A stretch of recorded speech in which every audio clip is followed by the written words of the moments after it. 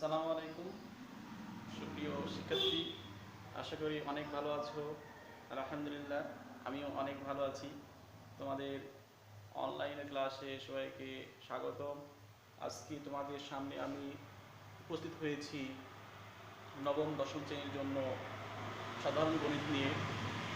আমি সাধারণ গণিতের আজকে নবম অধ্যায়ের ত্রিকোণমিতিক অনুপাত বিষয়ে সূত্রের যে সূত্র সংক্রান্ত সমস্যাগুলো এগুলো নিয়ে আলোচনা করব।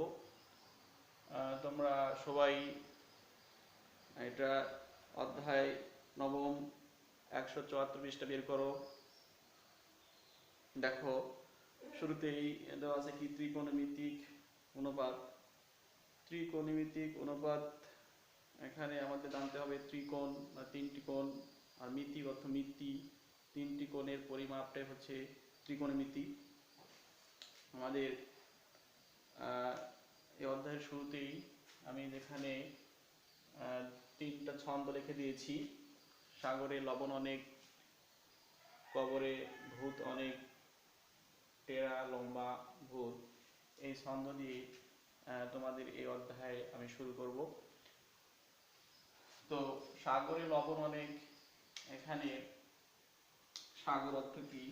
সাগর হচ্ছে সাইন সাইন থিটা যদি বলি। আর লবণ, লবণ আমরা কি বললাম? লবণকে আমরা বলবো লম্ব, লম্ব। আর অনেক, এটা অতিভুজ।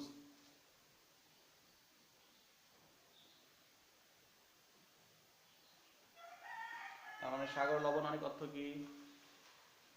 লম্ব ভাগ অতিভুজ। এবার আমরা আসি, কবরে ভূত অনেক,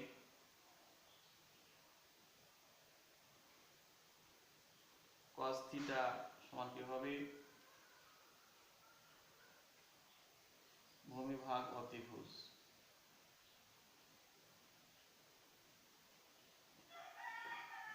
একইভাবে টেরা লম্বা ভূত, টেরা বলতে আমরা এখানে ট্যান থিটা লিখবো, আর লম্বা কি? লম্ব, আর ভূতে ভূমি। আমার সহজেই এই ছন্দ দ্বারা এই যে সম্পর্ক সাইন থিটা সমান লম্ব ভাগ অতিভুজ, cos থিটা সমান ভূমি ভাগ অতিভুজ, ট্যান থিটা সমান লম্ব ভাগ অতিভুজ, লম্ব ভাগ ভূমি মনে রাখতে পারবো। আর এর ব্যবহারটা অনেক রয়েছে, তোমরা অধ্যায়টা করলেই বুঝতে পারবে। ঠিক আছে, আমরা বিষয়টা এটা খাতায় লিখে রাখবো। হ্যাঁ, পরবর্তী স্টেপে তোমাকে জানতে হবে যে সমকোণী ত্রিভুজ কাকে বলা হয়। আসলে সমকোণী ত্রিভুজ, যে ত্রিভুজের একটি কোণ সমকোণ তাকে সমকোণী ত্রিভুজ বলা হয়।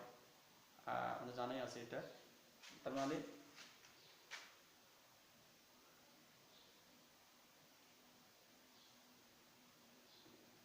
একটি কোণ অবশ্যই কি হতে হবে? 90 ডিগ্রি হতেই হবে। এ বি সি, বি কোণটা কি? 90 ডিগ্রি। তো এ বি সি সমকোণী ত্রিভুজের আমাদের জানা আছে বড় বাহুটা কি হয়? অতিভুজ হয়, অথবা 90 ডিগ্রি কোণের বিপরীত বাহুটা অতিভুজ হয়, আর 90 ডিগ্রি কোণ সংলগ্ন বাহু হয় ভূমি, এটা হবে লম্ব। ঠিক আছে? এখন দেখব কিভাবে ভূমিটা এবি হতে পারে, বিসিটা লম্ব হতে পারে। এখানে উল্লেখযোগ্য যে যখন আমরা এই এ কোণকে এ কোণ ধরবো, এ কোণের জন্য, এ কোণের জন্য, তখন কিন্তু এটা ভূমি থাকবে না, এটা কি হয়ে যাবে? লম্ব হয়ে যাবে। সরি, এটা এ কোণের জন্য কি হবে? লম্ব। সবসময় অতিভুজই থাকবেই, আর এটা লম্ব না কি হয়ে যাবে? ভূমি হয়ে যাবে।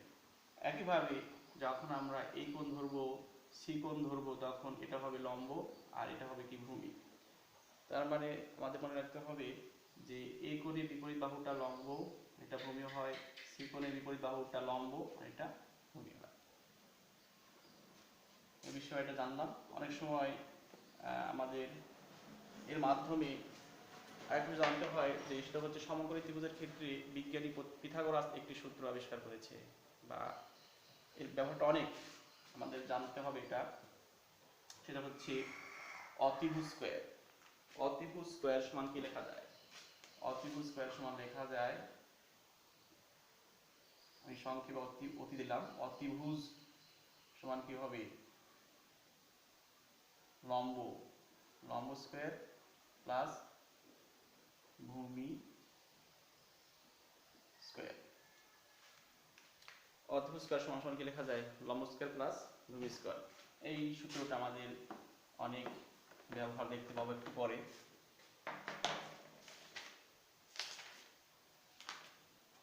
এবার আরো কিছু গুরুত্বপূর্ণ সূত্র নিয়ে 180 পৃষ্ঠায় বের করতে হবে, সেগুলো আমি আলোচনা করব কন্টিনিউ। এর জন্য তোমাদের একটু আমি ষড়ভুজ অঙ্কন করব, তোমরা এটা বিষয়টা ভালো লাগবে। ষড়ভুজ তো বুঝি আমরা অনেকেই, ত্রিভুজের যেমন 3টি বিন্দু থাকে, ষড়ভুজে তেমনি 6টি বিন্দু থাকবে। 1 2 3 4 5 6 6টি বিন্দু থাকবে ষড়ভুজ। এর মাধ্যমে আমরা কিছু কৌশল অবলম্বন করে সূত্রগুলো সহজে মনে রাখতে পারি। এটা হচ্ছে ট্যান ধরলাম, ট্যানজেন্ট থেকে ট্যান, সংক্ষেপে ট্যান লেখা হয়। বিপরীতে কট নিলাম, এখানে সাইন নিলাম, কস, কসেক, সেক। ট্যান, সাইন, কস, কট, কসেক, সেক। আমরা যদি এই কন্যার এটা যোগ করে দিই, এইভাবে যোগ করে দিলাম, আর একইভাবে সাইন থেকে কসেকে, তেমনি কি সেক থেকে কোথায় যাবে? কসে যাবে। এটা আমরা পয়েন্ট ধরলাম। এখান থেকে কিন্তু অনেক জানার বিষয়। আমরা যদি ট্যান কে এ বলি, সূত্র দেখো, a by B by C. যদি আমরা ট্যান কে এ বলি, এটা বি, এটা সি, এবং ট্যান কে সমান কি লেখা যাবে? ট্যান কে সমান লেখা যাবে যে ট্যান সমান সমান বি ভাগ C sine by cos, sine by cos. এভাবে একইভাবে আমরা সাইন সমান কি লিখতে পারি? বি ভাগ সি। যদি এটা ধরি, এটা বি ধরবো, এটা সি ধরবো। যদি এটা আমরা এ ধরি, এটা ধরবো বি, এটা ধরবো সি। এভাবে ক্লকওয়াইজ কি লেখা যাবে? ট্যান সমান সমান সাইন বাই কস, সাইন সমান কি? কস বাই কট, কস সমান কি লেখা যাবে? কট বাই কসেক, কট সমান কি লেখা যাবে? কসেক বাই সেক, সেক সমান কি লেখা যাবে? ট্যান ভাগ সাইন। এই সবগুলো মান সঠিক রয়েছে। এটা আমাদের প্রথম ধাপ শেষ। এবার ধাপ 2 এ চলে আসছি আমরা। ধাপ 2 কি বলতে পারি? ধাপ 2 মনে রাখবে, সাইনের বিপরীতে কি হয়? কসেক। সাইনের বিপরীতে কসেক। আবার ট্যানের বিপরীতে কট, কসের বিপরীতে সেক। আমরা একটু আগে যেন জানলাম সাগরে লবণ অনেক, তার মানে সাইন থিটা বা সাইন সমান সমান কি? লম্ব ভাগ অতিভুজ। সাইন সমান সমান কি? লম্ব ভাগ অতিভুজ। কসেক কি হবে? যদি বিপরীতে আসে তো ভূমি অতিভুজ ভাগ লম্ব কি হবে? অতিভুজ ভাগ লম্ব। তেমনি আমাদের জানা আছে ট্যান সমান সমান কি লেখা যায়?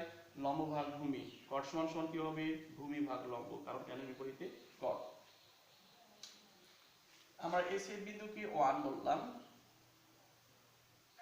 ছেদ বিন্দুকে আমরা 1 বললাম। 1 যদি বলি, তাহলে আরো ধাপ আমরা যদি পরবর্তী বৃদ্ধি করি, ধাপ 3 এ কি বলতে পারি? ট্যান সমান সমান কি? 1 বাই কট, ঠিক আছে না? অথবা কট সমান সমান কি? 1 বাই 10। একইভাবে সাইন সমান বলতে পারি 1 বাই কসেক। কসেক সমান কি বলতে পারি? 1 ভাগ সাইন। একইভাবে কস সমান সমান কি বলতে পারি? 1 ভাগ সেক। সেক সমান বলতে পারি 1 ভাগ কস। এই যে ধাপ 3 শেষ। আমরা একটু গুরুত্বপূর্ণ বিষয় নিয়ে এর মধ্য দিয়েই সূত্রগুলো আমরা সহজেই কি করতে পারি? মুখস্থ রাখতে পারি। এবার ধাপ 4 এ চলে আসবো। এখানে ধাপ 4 এ এসে আমরা যদি এইটাকে একটা ত্রিভুজ দ্বারা আলাদা করে দিই, একটার পর একটা, এখানে আরেকটা আমরা ত্রিভুজ নিলাম, এখানে একটা কি নিলাম, ত্রিভুজ নিলাম। তার মানে আমরা তিনটা ত্রিভুজ দেখতে পাচ্ছি, প্রথম, দ্বিতীয়, তৃতীয়। এই ত্রিভুজ থেকে কিন্তু আমরা ধাপ 4-এ এসে সূত্রগুলো আরো বৃদ্ধি করতে পারি। যেমন কি দেখো, সাইন স্কয়ার, আমরা যদি ঘড়ির কাঁটার দিকে বিবেচনা করি, কি লেখা যাবে? Sine square theta plus cos square theta সমান কত হয়? 1। এই ত্রিভুজের জন্য প্রথম ত্রিভুজের জন্য কি হবে? Sine square theta plus cos square theta সমান কি হবে? 1 হবে। একইভাবে আমরা যদি এই সূত্রটা উল্লেখ করি, তোমাদের বই একটু বের করে দেখো, লেখা আছে cos square theta. cos square theta সমান কি হবে? হ্যাঁ, cos স্কয়ার থিটা সমান লেখা যাবে 1 plus cot square theta. cos square theta সমান কি লেখা যাবে? 1 প্লাস cot স্কয়ার থিটা। এটা সুন্দরভাবে তোমরা এটা মনে রাখতে পারবে। এবার আরেকটা সূত্র আছে, দেখো এটা লেখা আছে পরবর্তী সূত্রটা sec square theta. sec square theta সমান কি লেখা যাবে? sec স্কয়ার থিটা সমান লেখা যাবে 1 plus tan square theta. sec square theta সমান কি লেখা যাবে? 1 প্লাস tan স্কয়ার থিটা। কি সুন্দর সূত্রগুলো। তোমরা এইভাবে সূত্রগুলো বারবার কি করবে? রিভাইজ দিবে, যাতে সূত্রগুলো কন্ট্রোলে আসলে কি হয়, এই অধ্যায়ের অঙ্কগুলো তোমার কাছে খুবই ইজি লাগবে। আর ত্রিকোণমিতি এমন একটা পার্ট, এমন একটা অধ্যায়, এই অধ্যায় থেকে কিন্তু এক সেট প্রশ্ন আসবেই, মাস্ট বি, আসবেই। এটা প্রতিবার প্রতি পরীক্ষাতেই আসে। এই জন্য আমাদের সূত্রগুলো অনেকের কাছে কি হয়ে যায়, এলোমেলো হয়ে যায়, অঙ্কগুলো কি উত্তরটা সঠিকভাবে আসতে চায় না। যাই হোক, আমরা সূত্রগুলো নিয়ে যে আলোচনা করলাম, তোমরা এটা বারবার কি করবে? দেখবে আর সূত্রগুলো আয়ত্ত আনার চেষ্টা করবে। তাহলে এখান থেকে আমরা ধাপ 4 পর্যন্ত অনেকগুলো সূত্র বের করতে পারলাম। একটি অঙ্ক তোমাদের দেখিয়ে দিব, যদিও তোমাদের এটা বইয়ে আছে। তোমাদের যে অঙ্ক শুরু করতে হবে,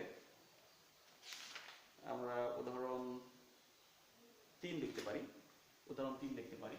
দেখো দেওয়া আছে কি এখানে, tan a সমান সমান tan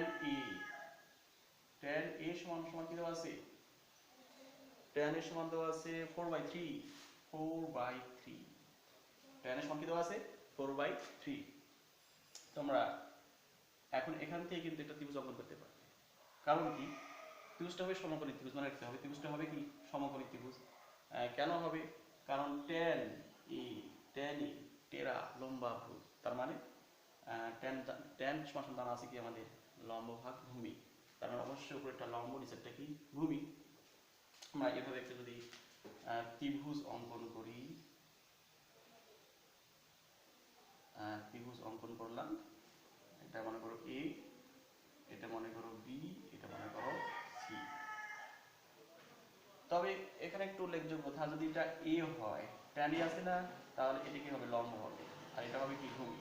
তার মানে 4/3, বিষয়টা কিন্তু মনে রাখতে হবে। যদি এখানে সি থাকতো, tan সি, মানে এটা কি হতো? সি, যে লম্ব হইতো, আর এটা 4 হইতো, আর এটা হতো কি? 3 হইতো।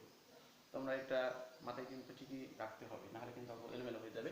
আর আমার এখন যদি লম্ব আর ভূমির মানটা পেয়ে যাই, পিথাগোরাসের সূত্র অনুযায়ী অতিভুজের মানটা বের করতে পারবো। আমাদের জানা আছে কি? অতিভুজ স্কয়ার সমান সমান কি? লম্ব স্কয়ার প্লাস ভূমি স্কয়ার। এখন এসির মানটা যদি আমরা বের করে দিই, দেখো কি হবে? লম্ব স্কয়ার কত আছে? 3 স্কয়ার 9, 4 স্কয়ার কত হয়? 16 হবে। 9 আর 16 যোগ করতে হয় 25 হয়। এবার এসি স্কয়ার, এই পাশের স্কয়ারটা রুট ওভার হয়ে যাবে, তার মানে রুট ওভার 25 কত হয়? 5 হয়। আমরা এটা সংক্ষেপে করলাম, তোমরা খাতায় প্র্যাকটিস করবে। আমরা এসি এর মান কত পেয়ে গেলাম? 5 পেয়ে গেলাম। এখন দেখো প্রশ্নটা কি, যে এই কোণের অন্যান্য ত্রিকোণমিতিক অনুপাতের জন্য এর মান বের করো। আমরা কিন্তু জানি যে ষড়ভুজের কিন্তু 6টা পয়েন্ট ছিল, বিন্দু ছিল। প্রথমটা কি বলেছিলাম? tan a, sin a, cos a, cot a, sorry প্রথম কি বলি আবার, tan a, sin a, cos a, cos sec a বল হচ্ছে। আবার tan a, sin a, cos a, cot a, তারপরে cosec a, sec a, right. আমরা এটাকে কি করব? এখন tan এর মান তো জানাই আছে, যদি আমরা বলি sin a কত হবে? sin a, সাগরে লবণ অনেক, লম্ব ভাগ অতিভুজ। লম্ব কোনটা এখানে? লম্বটা কিন্তু আমরা 4 বলবো, এটা লম্ব কিন্তু এ কোণের জন্য 4, লম্ব ভাগ অতিভুজ 4 ভাগ অতিভুজ কত? 5। সুন্দরভাবে বের হয়ে গেল।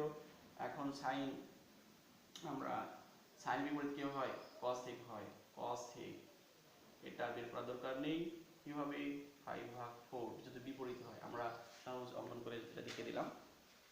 একইভাবে cos কি হবে, কবরে ভূত অনেক, ভূত ভূমি ভাগ অতিভুজ, ভূমি ভাগ অতিভুজ, ভূমি ভাগ অতিভুজ, ভূমি কোনটা 3, অতিভুজ কত 5, cos এর বিপরীতে কি হবে, sec হবে, sec a 5 ভাগ 3। কত সুন্দর ভাবে আমরা বের করতে পারলাম। আরো দুইটা আছে, দেখি tan a,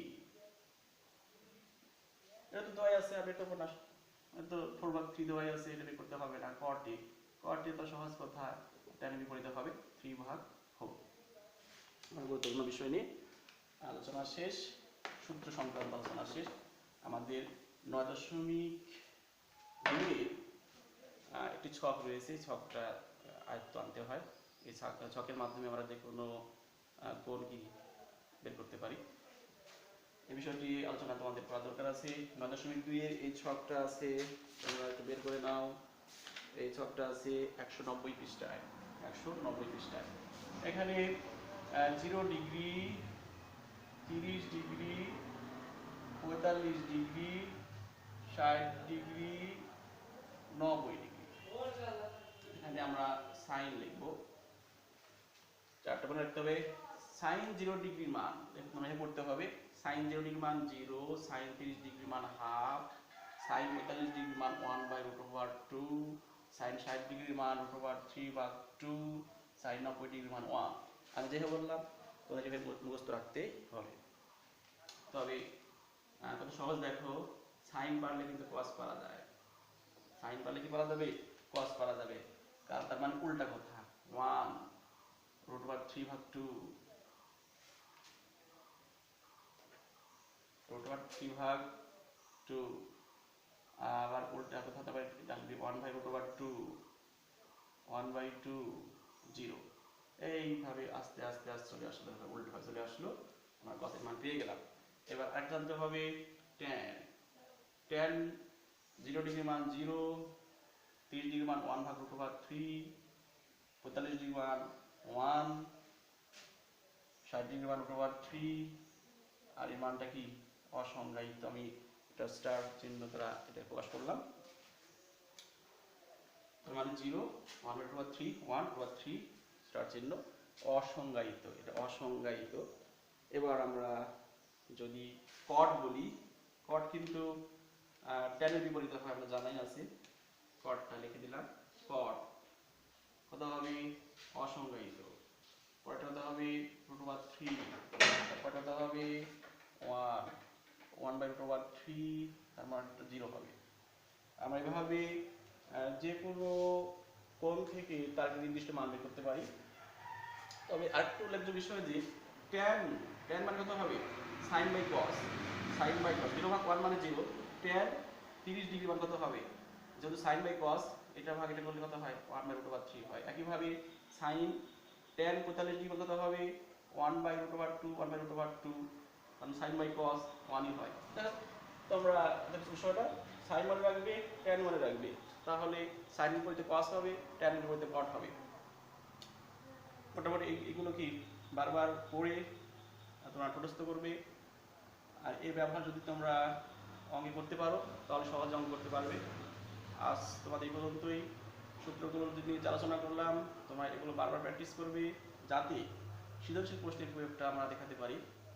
সবার সুস্বাস্থ্য কামনা করে আজ এ পর্যন্তই। ধন্যবাদ সবাইকে। আসসালামু আলাইকুম ওয়া রাহমাতুল্লাহ।